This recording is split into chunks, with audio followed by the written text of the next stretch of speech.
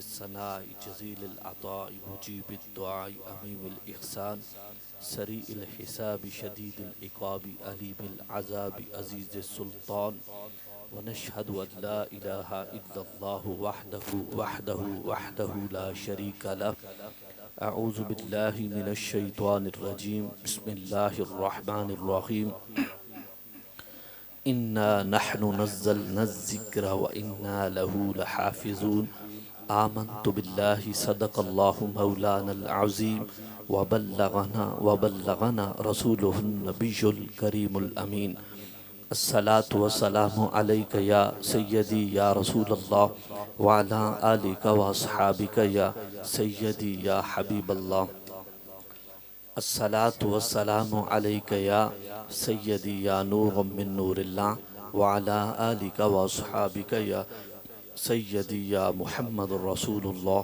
صلی اللہ تعالی علیہ وسلم۔ میرے مسلک کے عظیم علماء کرام سٹیج کی زینت ہیں، سب کو میں اپنی طرف سے اور انتظامیہ کی جانب سے بالخصوص محترم ظفر صاحب، اظہر صاحب اور نظر صاحب کی جانب سے بھی ان سب بھائیوں کو خوش آمدید کہتا ہوں۔ ان کا آنا ہمارے لیے باعث سعادت ہو اور باقی عوام اہل سنت تشریف لائے دور دراز علاقوں سے دعا کرو خالق کریم ان سب بھائیوں کو دارین کی سعادت نصیب فرمائے۔ بھائی ظفر صاحب اور بھائی اظہر صاحب، بھائی نظر صاحب نے بڑی محبت سے اس محفل پاک کا انعقاد کیا۔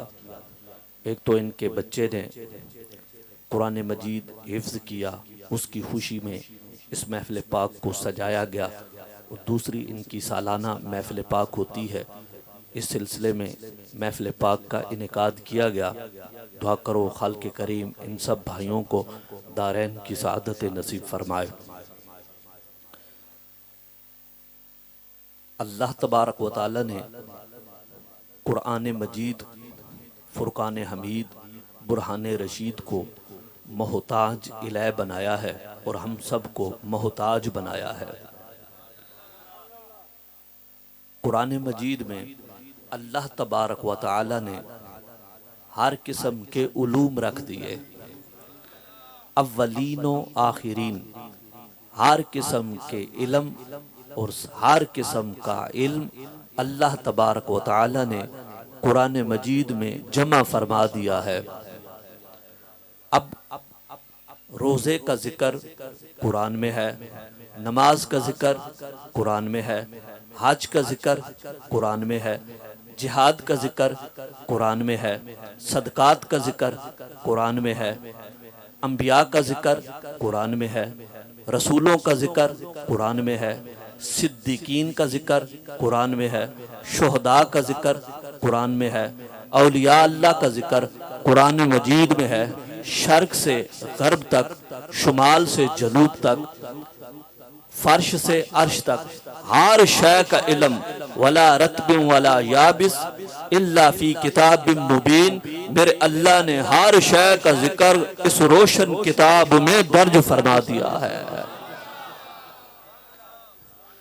اب اتنی عظیم کتاب جس کی طرف سارے حافظ محتاج، سارے عالم محتاج، سارے مفتی محتاج، سارے محدث محتاج، سارے مفسر محتاج، ساری دنیا کے جتنے بھی مسلمان اس کی طرف محتاج، فقہا اس کی طرف محتاج۔ اب ہم اتنے زیادہ اس قرآن مجید کے محتاج ہیں، لیکن رب کریم نے اس کے باوجود بھی اس کی اتنی شان کہ اسے کوئی بندہ مانے تو مومن بنے، انکار کرے تو کافر بنے۔ اتنی عظیم کتاب، بندوں کے لیے اتنی ضروری کتاب، لیکن رب کریم نے اتنی ضروری کتاب ضرورت ہونے کے باوجود ڈائریکٹ بندوں کو عطا نہیں فرمائی۔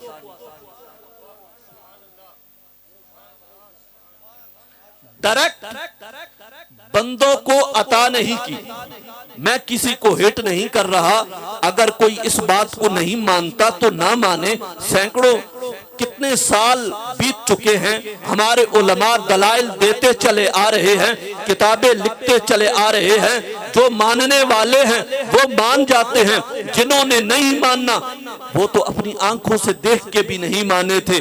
ہم ان کو نہیں کہتے نہ مانو، لیکن یہ بات روزے روشن کی طرح واضح ہے کہ اللہ نے یہ قرآن مخلوق کو دیا ہے تو واسطہ وسیلہ محمد کے دیا ہے۔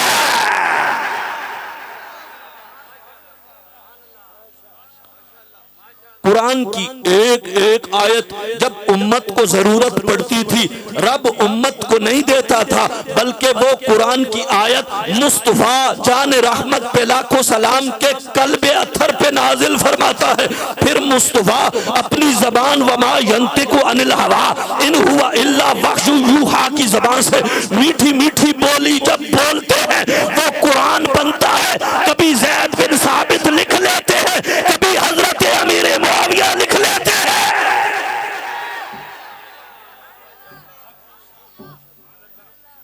اب دیکھیے پورا قرآن مصطفیٰ کے وسیلے سے ہم سب کو میسر آیا، پورا قرآن مصطفیٰ کے وسیلے سے ہم سب کو ملا ہے، لیکن آگے پھر یہ بھی بتا دوں پھر صحابہ کے واسطے سے ہم تک پہنچا ہے۔ نبی کا وسیلہ پہلا، پھر دوسرے نمبر پر وسیلہ کاتبان وحی کا۔ مصطفیٰ جس وقت بولتے تھے تو اس وقت کاتبان وحی وہ اس کو لکھ لیتے تھے۔ اب جو صحابہ کو نہیں مانتے، جو کاتبان وحی کے ایمان پہ شک کرتے ہیں، ہم ڈنکے کی چوٹ پر کہتے ہیں وہ ان کے ایمان پہ شک کرتے ہیں، ہم ان کے ایمان پہ شک کرتے ہیں۔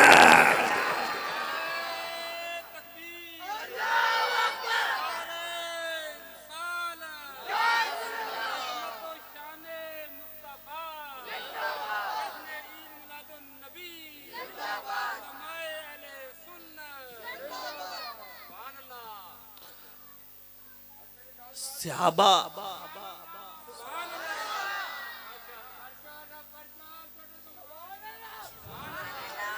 لکھنے والا وہی لکھنے والا اگر وہ مشکوک ہے تو جو لکھے گا اس پر ہم یقین کیسے رکھ سکتے ہیں، اس پر ہم ایمان کیسے رکھ سکتے ہیں؟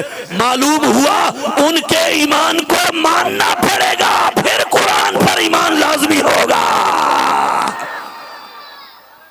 ان کے ایمان کی گواہی دینی پڑے گی آپ کو، ان کو چھوڑے بغیر آپ قرآن کو کیسے مان سکتے ہیں؟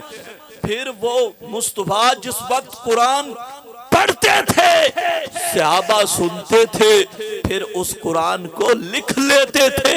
ہمیں یقین ہے مصطفیٰ نے 100% بلکہ اس سے بھی زیادہ ہمارے فیصد جہاں ختم ہوتے ہیں، مصطفیٰ اس سے بھی آگے بڑھ کر آپ نے صحیح کلام فرمایا ہے اور صحابہ کرام نے 100% صحیح لکھا ہے، اور ذرا برابر بھی اس میں کمی بیشی تو شکتے نہیں ہیں۔ اے جڑے پیچھے بیٹھے انہوں نے شکتے نہیں، تو پھر ہاتھ دو میں بلند کر کے آنکھوں نہ گاج کے سبحان اللہ۔ میں وقت بھول ویسا ماشاءاللہ بہت پیاری نعت پڑھ دے، یہ وقت میں رہ ویسا تے انہاں دی توجہ نہیں گئی سی، ویسے میں جاندے جاندے ایک مسئلہ میں تانوں دس دیواں، وقت میں پھر رہ جا سی پھر جڑانا ہوں کو۔ بہت پیاری نعت پڑھ دے ماشاءاللہ، میں انہاں نوں چکوال لائک کر رہا ہوں، پسند کرنا۔ انہاں پہلے دن پڑھی ماشاءاللہ کمال دی نعت پڑھی، اور جس ویلے بھی پڑھ دیں کمال ہی کر دیں۔ یاد رکھیں ہم مصطفیٰ کے بارے میں یتیم کا لفظ نہیں بول سکتے۔ میں نے کیا کہا؟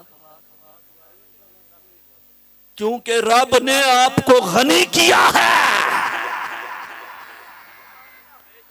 مصطفیٰ کو غنی بنایا ہے، زمین و زمان تمہارے لیے، مکین و مکان تمہارے لیے، بنے دو جہاں تمہارے لیے. اور پھر یاد، آپ غنی بھی ہیں، آپ کو اس واسطے فقیر نہیں کہہ سکتے، اور مصطفیٰ جان رحمت کو یتیم بھی نہیں کہہ سکتے. میرے امام اہل سنت مجدد دین و ملت الشاہ امام احمد رضا خان فاضل بریلوی نے بڑا سخت فتویٰ دیا ہے، نبی کو یتیم نہیں کہہ سکتے. اس کی جگہ پر بہترین الفاظ کا چناؤ کر لو، باقی ساری خوبصورت ترین ہے، اس میں 2 لفظ بہترین قسم کے ایڈ کر دو. گج کے کہو نا سبحان اللہ، پیار سے کہو نا سبحان اللہ.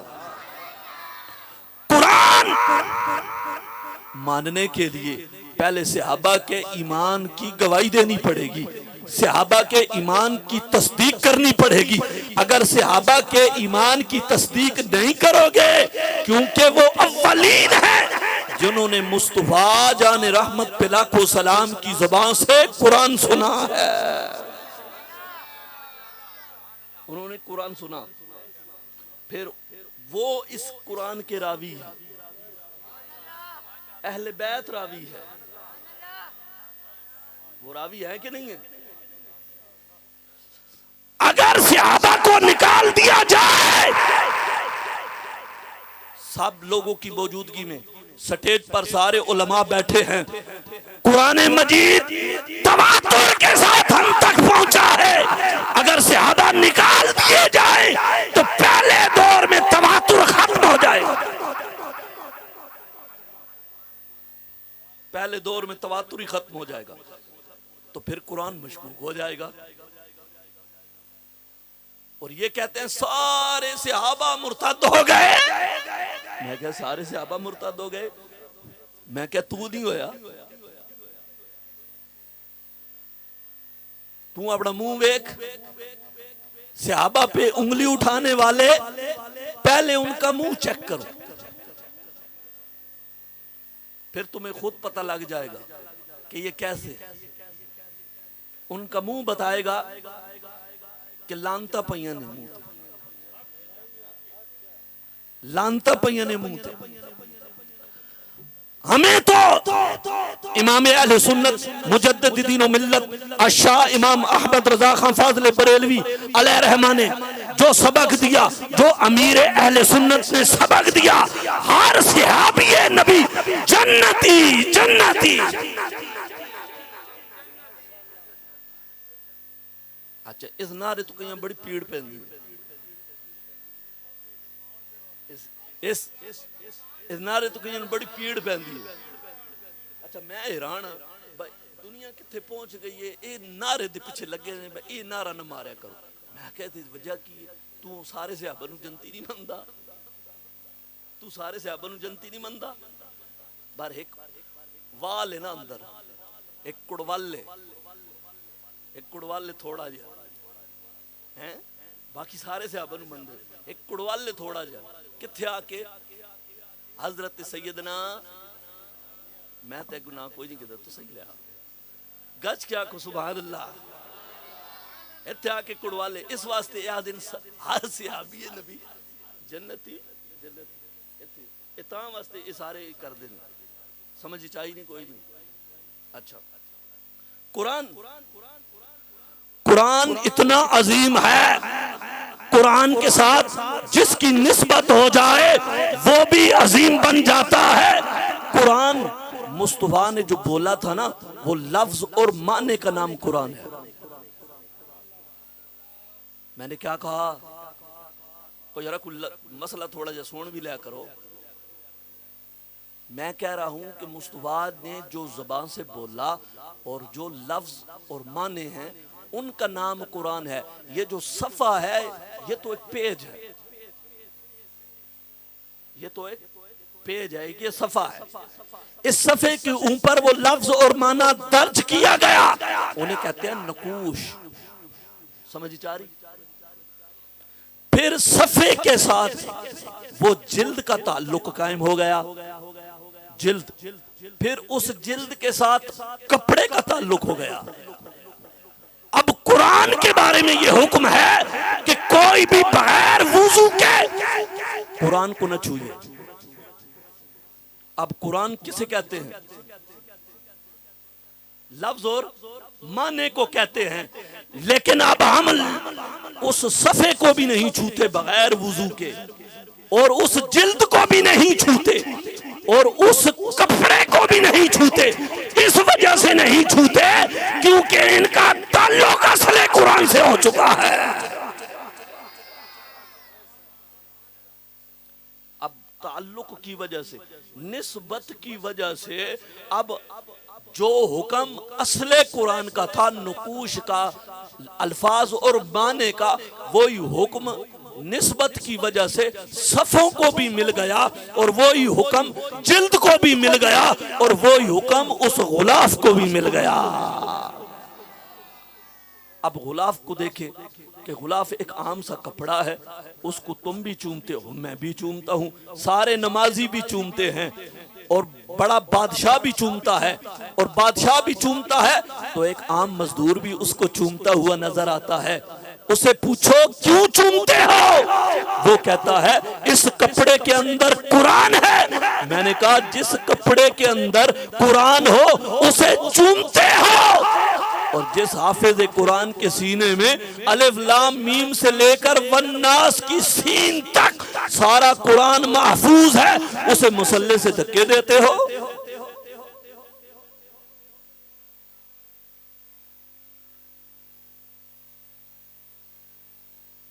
بالکل سناٹا،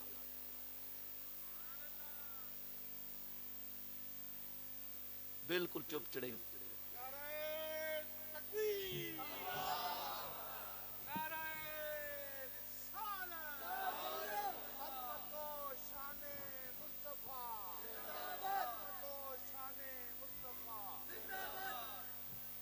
حافظ قرآن کے سارے نمازی، میں یہ نہیں کہتا، بالکل یہ مسئلہ میں واضح کر دوں، میں یہ نہیں کہتا کہ حافظوں کے ہاتھ چومو، میں نے کہا صرف اتنا بات سمجھانے کی کوشش کر رہا ہوں کہ ایک کپڑے کو چومتے ہو جس کے اندر قرآن ہے، تو اس حافظ قرآن کے ہاتھ کیوں نہیں چومتے جس کے سینے میں رب نے قرآن رکھا ہے؟ اس کے ہاتھ کیوں نہیں چومتے؟ اسے تو پکڑ کے مسلح سے اتار دیتے ہو، اس پہ تو الزام لگاتے ہو، اس پہ تو بلیم لگاتے ہو، یہ ایسا ہے، یہ ویسا ہے، یہ کرتا ہے، یہ کرتا ہے، یہ 5 منٹ لیٹ آیا تھا، یہ 2 منٹ لیٹ آیا تھا۔ میں کیا تو 10 منٹ لیٹ آنا، تو 3 دھیاڑے مسیتی نہیں وڑدا، تو 5 دھیاڑے مسیتی نہیں وڑدا، پھر تیری گرفت کون کرے؟ نہیں، حافظ قرآن اگر لیٹ ہویا، حافظ قرآن اگر مسلح تے لیٹ نال پہنچیا تے تسی تا گرفت کرو گے، جے تسی مہینہ نہیں وڑدے پھر تہاڈی گرفت کون کرے؟ تانوں کون پوچھے؟ نہیں، انہاں دے پیچھے بھی کوئی ہونا چاہیے نا۔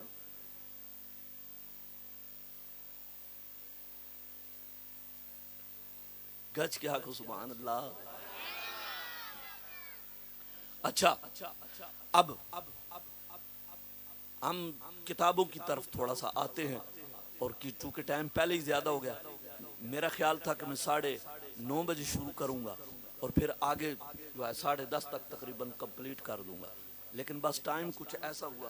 اب میں گج کے آنکھوں نے سبحان اللہ، قرآن کو بھی ماننا ایمان ہے، اور قرآن کے اندر جو لکھا ہوا ہے اسے بھی ماننا ایمان ہے۔ بندہ کہے کہ میں قرآن کو مانتا ہوں، میں نے کہا قرآن کو تو ماننا لازمی ہے، لیکن جو قرآن کے اندر لکھا ہے اسے بھی ماننا لازمی ہے۔ پہلے میں تھوڑا جاندے اے ترجمہ تو انہوں وکھان لگا، اے جنہوں وٹ پہ بشک ہونے ہی کٹ گنے وٹ، میں تے دسنی ہے اگل، میں پتہ کی میں آکھیا یا پیر غوث المدد، میں غوث اعظم نو پکاریا، ولیہ نو پکاریا، نبی پاک نو پکاریا، یا رسول اللہ آکھیا انہا فٹ فتوہ ٹھوکیا انہا کا شرک، کہ غیر اللہ کو مدد نہیں مانگ سکتے، میں کہا کدے کول مدد مانگ سکتے ہیں؟ کہ اللہ کو، میں کہا اللہ کو مدد مانگ سکتے ہیں۔ ہون اے پہلے کدے کول مدد مانگ دینے ڈائریکٹ اللہ کو، سمجھ شریف آ گئی ہے. ہن اسی اے جناب والا جڑا قرآن میرے ہاتھ وچ اے قرآن ہے سعودیہ دا, ٹھیک ہے.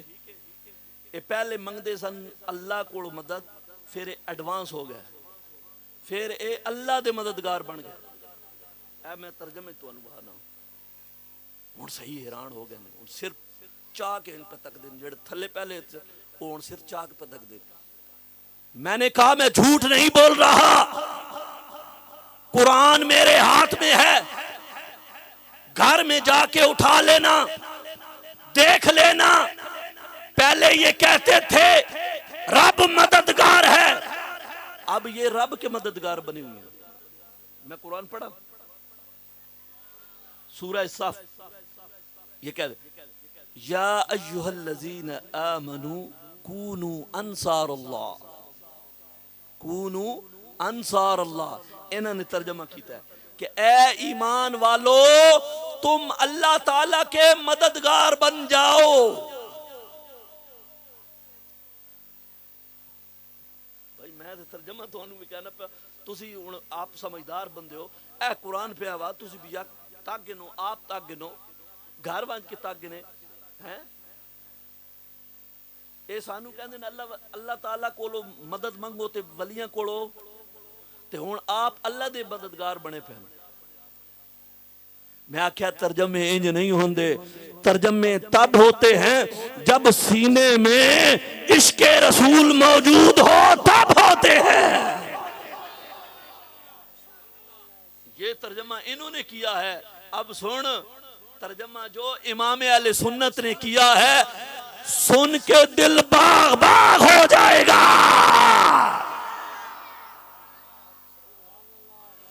او جڑا کونا ہاتھ بلند کر کے کہو سبحان اللہ. وہ پچھلے آلے تو دھکا اسٹارٹ ہے, انہوں نے آکھیے تو پھر تائیں سبحان اللہ آکھ دل. ہاں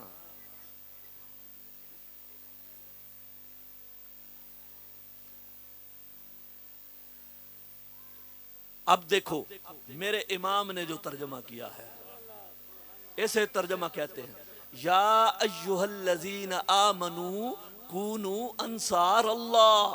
فرمایا اے ایمان والو دین خدا کے مددگار ہو جاؤ.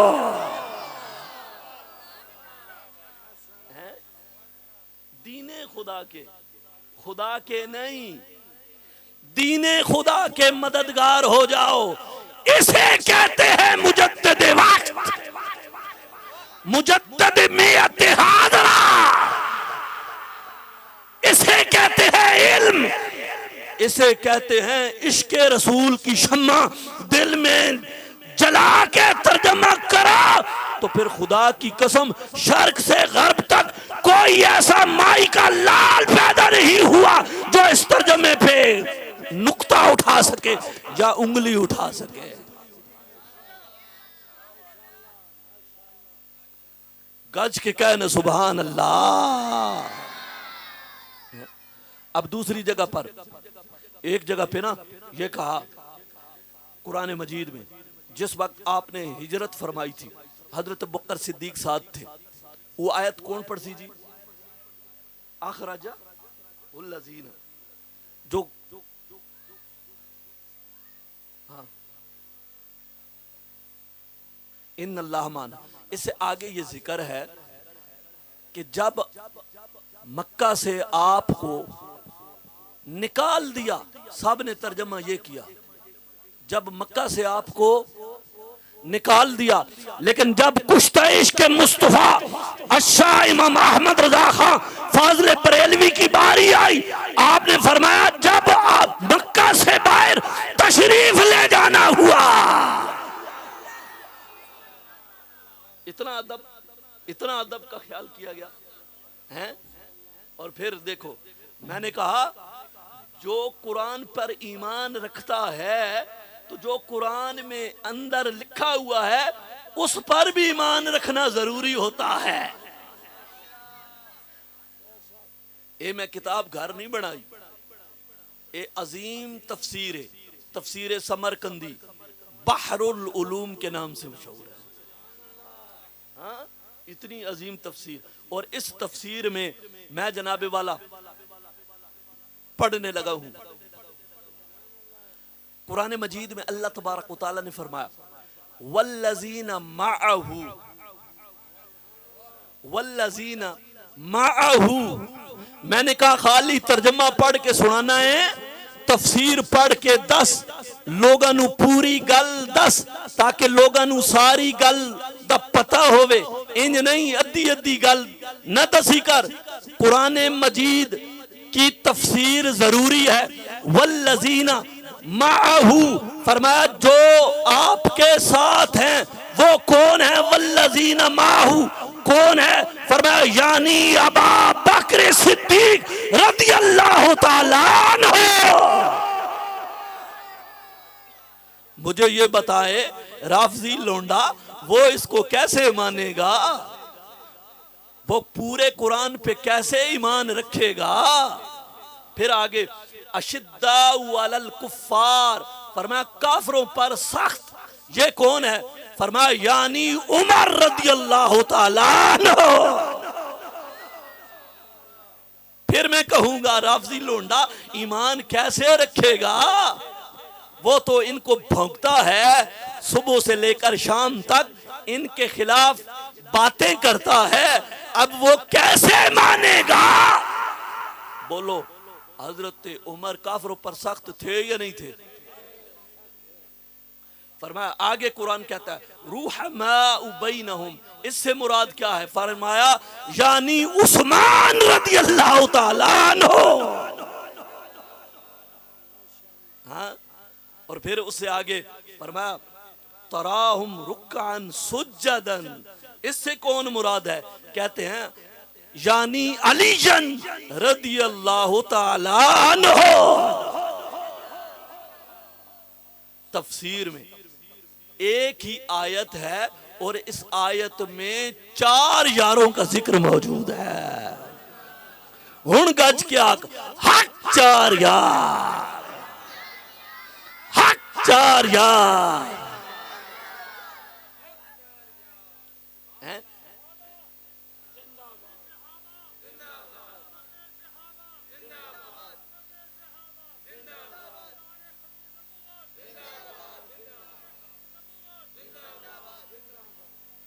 اچھا اب دیکھیں یہ تفسیر بھی میں آپ کے سامنے پیش کر دیتا ہوں. آنکھ کھولو نا، سبحان اللہ، کوئی گل نہیں ہے. کتاب چاہنا نال نال آخ دے رہا کرو سبحان اللہ سبحان اللہ. ہوں میں نہیں سر نہیں ہوں میں کی کرا.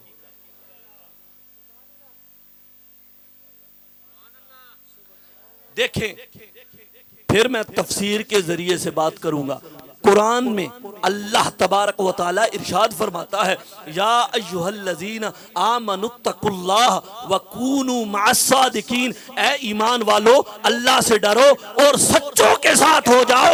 میرے ہاتھ میں تفسیر روح المعانی ہے، اس میں لکھا ہے ان المراد کونوا مع ابی بکر و عمر رضی اللہ تعالیٰ عنہما. فرمایا ایمان والو اللہ سے ڈرو اور حضرت ابو بکر اور عمر کے ساتھ ہو جاؤ.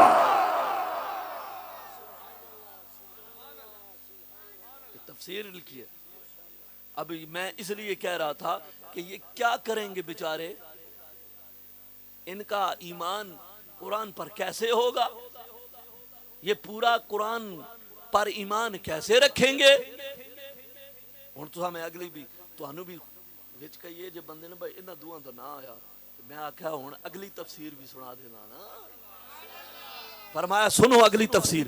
فرمایا ان المراد کونوا مع علی کرم اللہ. فرمایا ایمان والو اللہ سے ڈرو اور مولا علی کے ساتھ ہو جاؤ.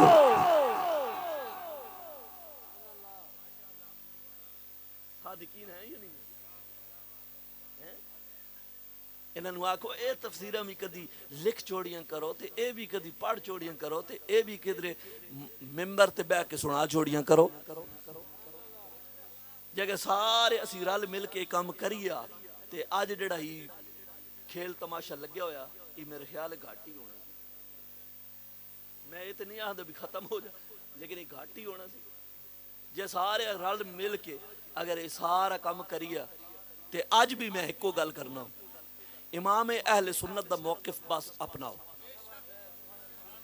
امام اہل سنت نے جو پھر سب کا خود بخود اتحاد ہو جائے گا. امام اہل سنت کا موقف اپنا لو پھر سارے معاملات ٹھیک ہو جائیں گے. اب بات یہ ہے کہ یہ جو چھوٹے درجے کا مولوی ہے نا، چھوٹے درجے کا چھوٹے درجے کا مولوی ہے، وہ اب مفکر اسلام کو پڑھ جائے تو پھر معاملات تو گڑبڑ ہونے. آخو نا بس تیرا علم نہیں، تو کتھے، تو پتہ نہیں کنج، اللہ معاف کرے بھائی تینوں پتہ ہی کوئی نہیں. تو ایک سکا عالم نو اگر گستاخ بنا دے گا تو تیرے ایمان دا کی ہوئے. تیرے کو میں پوچھا کو دلیل ہے تیرے کو؟ تو دلیل تو کوئی نہیں. او فلانا بندہ آخدا، میں کو فلانا آخدا نا، تیرے کو ہے؟ تیرے کو کوئی نہیں. تینوں آپ نو کوئی ایک دو گلاں ہی پتہ او دے تو علاوہ تینوں کی پتہ جی؟ تیرے نال بہتر نہیں کہ اپنی زبان نو لگام دے دو، چپ کر رکھ. تو خواہ مخواہ کیوں لگیا؟ امام اہل سنت کی چھتری کے نیچے آ جاؤ، امام اہل سنت کی چھتری کے نیچے آ جاؤ، سب خیر خیریت ہوگی. اب سنو، یہ میرے پاس تفسیر در منصور ہے، تفسیر در منصور. اب اس کے حوالے سے میں بتانے لگا ہوں قرآن مجید میں، قرآن مجید میں اللہ تبارک و تعالی ارشاد فرماتا ہے وَإِنِّي لَغَفَّارٌ لِمَن تَابَ وَآمَنَ وَعَمِلَ صَالِحًا ثُمَّ اهْتَدَىٰ. فرمایا بے شک میں ضرور بخشش کرنے والا ہوں اس کی جو توبہ کرے اور ایمان لائے اور نیک اعمال کرے، عمل صالح کرے اور پھر وہ ہدایت پر رہے، پھر وہ ہدایت پر رہے. اچھا، پہلے ایمان لائے پھر اس کے بعد نیک عمال کرے، نیک عمال کرنے کے بعد پھر بھی وہ ہدایت پر رہے. اب یہ جو پھر جو دوبارہ ہدایت پر رہنا ہے جس کی قرآن تلقین کر رہا ہے، یہ ہدایت کون سی ہے؟ یہ ہدایت کون سی ہے جس کی قرآن نے بات کی ہے؟ میرے پاس تفسیر در منصور ہے اور یہ کسی عام بابے نے نہیں لکھی، امام جلال الدین سیوطی نے لکھی ہے، جسے خواب میں نہیں بیداری کی حالت میں والضحیٰ کے مکھڑے والے نے 72 مرتبہ دیدار کروایا ہے. ثم اہتدیٰ کے بارے میں کیا کہتے ہیں کہ اس سے مراد کیا ہے؟ سنو، پھر سنو گے سنیو سینہ ٹھر جائے گا. قالا ثم استقام لفرقۃ السنت والجماعت، فرمایا کہ تم اہل و سنت والجماعت میں مضبوطی سے قائم رہو. اہل و سنت والجماعت میں قائم رہو. یہ کس نے لکھا؟ امام جلال الدین سیوطی نے لکھا ہے. اب پتہ کیا کہتے ہیں؟ اسی مسلمان، اسی سنی کوئی نہیں. میں کیا سنی ہون دی گل آمنہ دے لال نے پہلے کی تھی. یہ سنی پہچان کے لیے ضروری ہے. یہ ٹائٹل مصطفیٰ جان رحمت پہ لاکھوں سلام آپ نے عطا فرمایا ہے.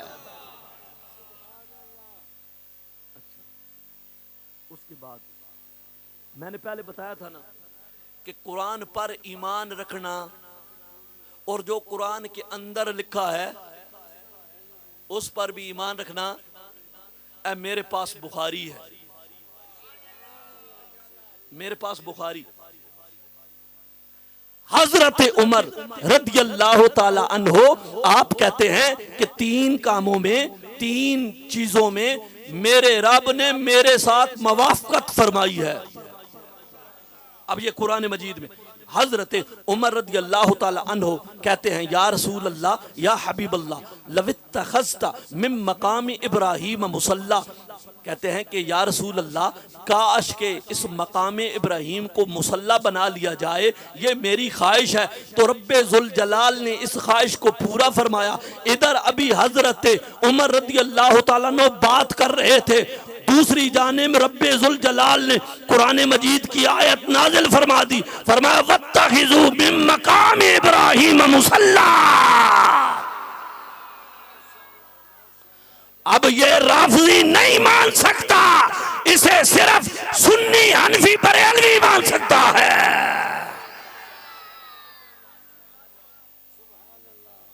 اسے سنی حنفی بریلوی، کیونکہ وَاتَّخِذُوا مِن مَّقَامِ إِبْرَاهِيمَ یہ حضرت عمر رضی اللہ تعالیٰ عنہ کی رائے پہ اتری ہے، ان کی رائے پہ اتری ہے۔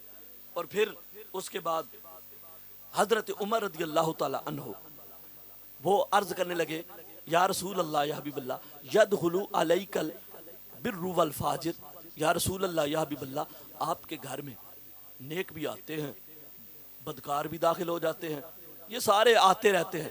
فلو امرتا امہات المومنین بالحجاب، کہ یا رسول اللہ یا حبیب اللہ یہ جو ام المومنین ہے نا، امہات المومنین، ان کو حکم ارشاد فرمائیے کہ یہ پردہ کر لیا کرے۔ پہلے پردے کا حکم نہیں تھا، تو پھر ادھر حضرت عمر رضی اللہ تعالیٰ عنہ نے بات کی، ادھر رب ذوالجلال نے پردے والی آیت نازل فرما دی، ادھر پردے والی آیت نازل ہو گئی۔ اب پردے والی آیت کے پیچھے حضرت عمر کی رائے موجود ہے۔ اب یہ رافضی کیا کرے گا؟ اب یہ نہیں مان سکتا، یہ باتیں پوری تسلیم نہیں کر سکتا۔ اور پھر اس کے بعد حضرت عمر رضی اللہ تعالیٰ عنہ گھر گئے سرکار کی جو ازواج مطہرات ہیں، مغافیر کے مسئلے پہ کچھ بات چیت ہو گئی، رسول پاک صلی اللہ علیہ وآلہ وسلم نے کچھ ناراضگی کا اظہار فرمایا ازواج مطہرات سے۔ اب حضرت عمر رضی اللہ تعالیٰ عنہ جس وقت پہنچے تو حضرت عمر رضی اللہ تعالیٰ عنہ نے دیکھا کہ یہ معاملہ ہے، تو حضرت عمر رضی اللہ تعالیٰ عنہ پتہ کیا کہنے لگے ان انتہیتن او لیبدلن اللہ، کہا کہ اگر تم باز نہ آئیں تو اللہ تبارک و تعالی اپنے رسول کو تم سے بہتر بیویاں عطا فرما دے گا۔ اب ازواج مطہرات کو مخاطب کر کے حضرت عمر رضی اللہ تعالیٰ عنہ نے جب یہ جملے بولے تو رب ذوالجلال نے قرآن مجید کی یہی آیت نازل فرما دی، فرمایا عسیٰ ربہ ان طلقکن ان یبدلہ ازواجا خیرا منکن مسلمات، فرمایا اگر تم باز نہ آئیں تو پھر تم سے بہتر بیویاں اللہ تبارک و تعالیٰ اپنے لاڈلے حبیب کو عطا فرما دے گا۔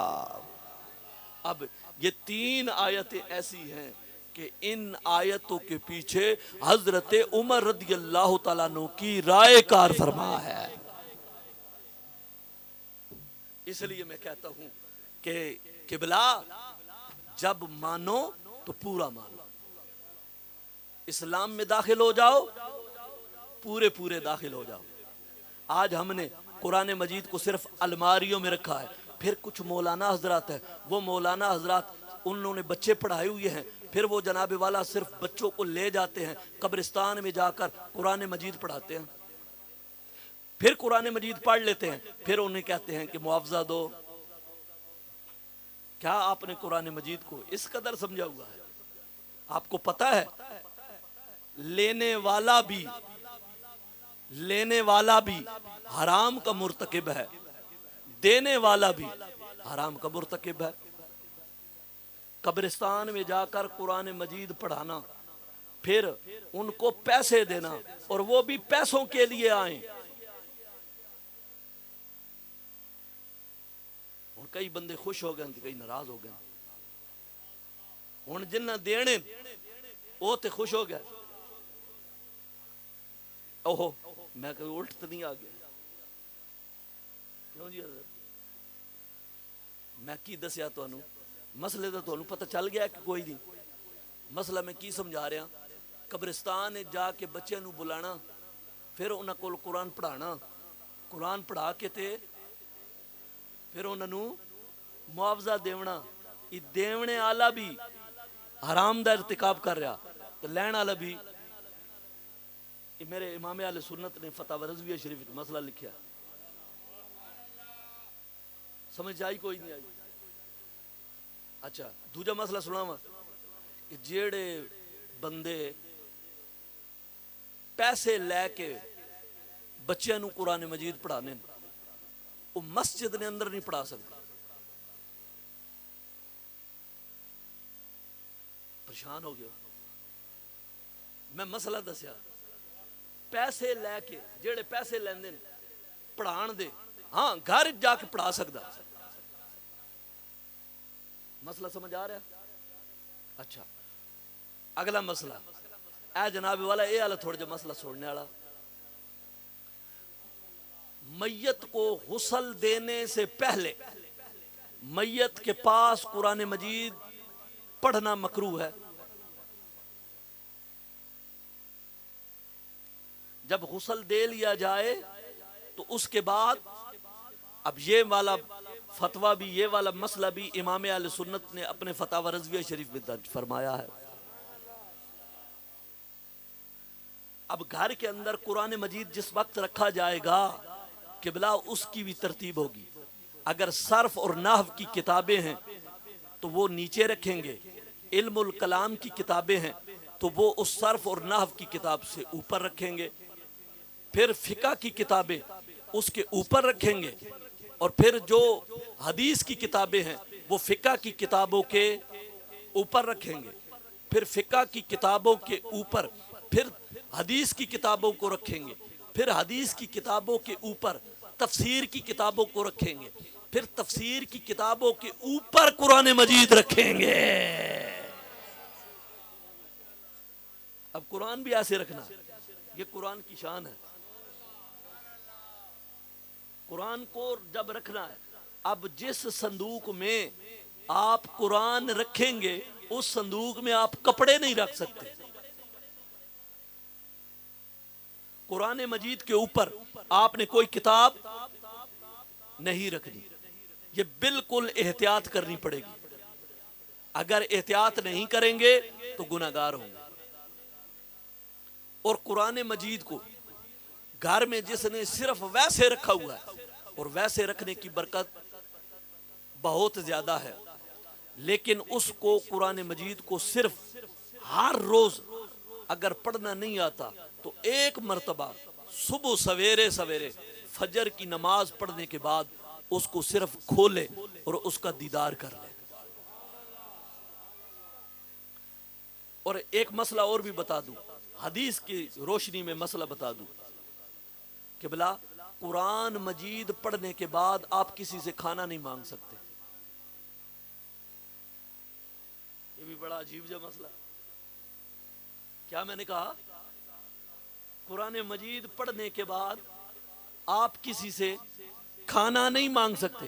بھائی گھر پڑھ رہے ہو تو گھر بیوی کول مانگ سکتے ہو, میں دوسرے کھانے دی گل کر رہا. بھائی جیڑا عام روٹین ہوندا, جیڑا بندہ پڑھدا تو پھر کھانا کسی کول منگے. پڑھدے کئی لوگ کئی کاری ایویں پھر رہے ہوندے نے, اور وہ جناب والا قرآن پڑھدے نے اور اس دے بدلے کوئی شے منگدے نے. میرے آقا صلی اللہ علیہ وآلہ وسلم نے فرمایا کہ جب یہ قیامت والے دن ایسا بندہ جو قرآن مجید پڑھنے کے بعد کسی آدمی سے کھانا مانگے گا, فرمایا قیامت والے دن اس حالت میں آئے گا کہ اس کے چہرے پر گوشت کا ایک ٹکڑا بھی نہیں ہوگا, ہڈیاں ہی ہڈیاں ہوں گی ساری. یہ رسول پاک صلی اللہ علیہ وسلم کا فرمان عالی شان ہے. اور دوسرا کہ جو بندے قرآن مجید کا حجم چھوٹا کرتے ہیں, چھوٹا سا چھوٹا قرآن, یہ بالکل ناجائز ہے, اور اسے اپنی جیب میں رکھا ہوا ہوتا ہے انہوں نے, بالکل ناجائز. حجم کرنا جائز, اس کا بالکل چھوٹا. یہ قرآن کی شان نہیں. اتنا چھوٹا قرآن, ہڈا جا قرآن, وہ پڑھے ہی نہیں جا سکتا.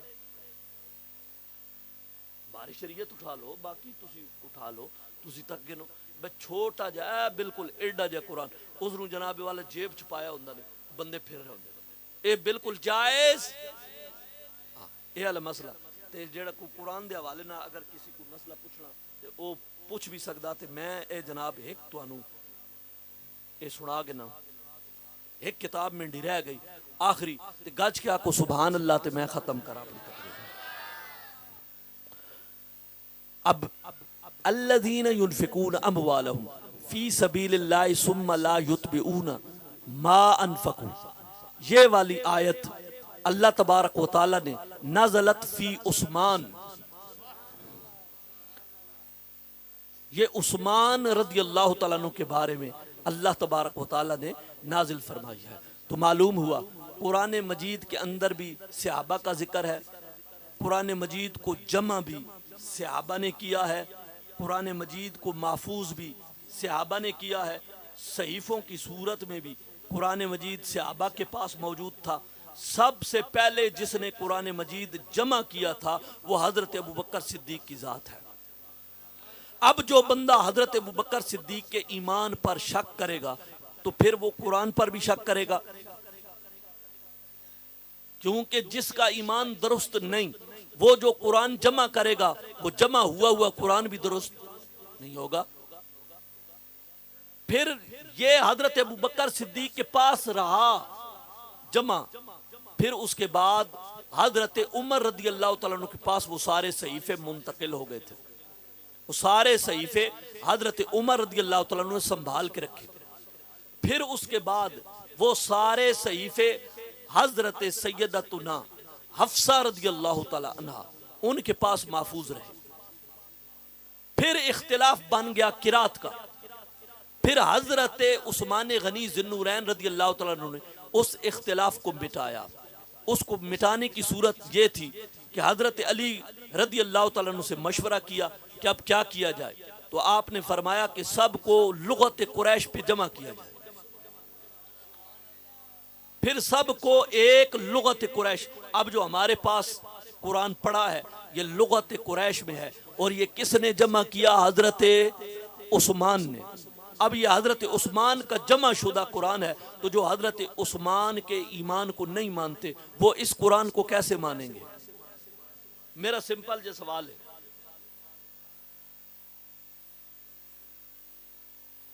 یہ جمع کس نے کیا؟ یہ لغت قریش پہ کس نے؟ حضرت عثمان۔ اور جو حضرت عثمان کے ایمان پہ شک کرتے ہیں وہ تو قرآن پہ بھی اس کے جمع ہونے پہ بھی شک کریں گے۔ اچھا، آخری مسئلہ جڑا ضروری مسئلہ، قرآن مجید جو بوسیدہ ہو جائے اس کو جلا نہیں سکتے آپ، اسے ایک پاک صاف کپڑے میں لپیٹ کر